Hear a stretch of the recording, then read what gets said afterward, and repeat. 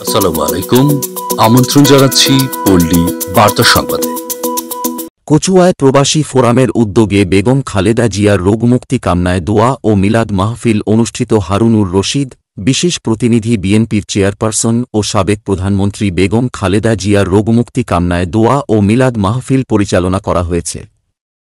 শুক্রবার বাদ জুমা চাঁদপুরের কচুয়া উপজেলার ৩ নং বিতারা ইউনিয়ন প্রবাসী জাতীয়তাবাদী ফোরামের উদ্যোগে মাঝিগাছা জামালিয়া বাজার কেন্দ্রীয় জামে মসজিদ, উত্তর বুধুন্ডা বাইতুন নূর শাহী মসজিদ সহ ওই ইউনিয়নের একাধিক মসজিদে দোয়া ও মিলাদ মাহফিলের আয়োজন করা হয়।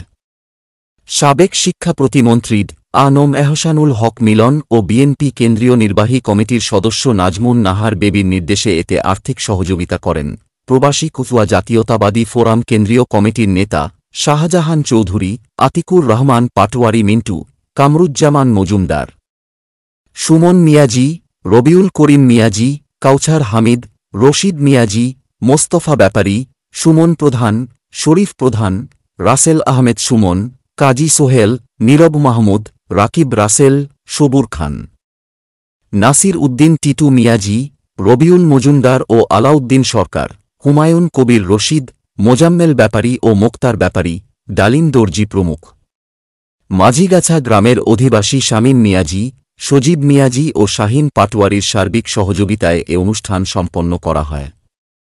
পরে দোয়া অনুষ্ঠানে সাবেক ৩ বারের প্রধানমন্ত্রী বেগম খালেদা জিয়ার শারীরিক সুস্থতা ও দীর্ঘায়ু কামনা করে বিশেষ দোয়া ও মোনাজাত পরিচালনা করা হয়।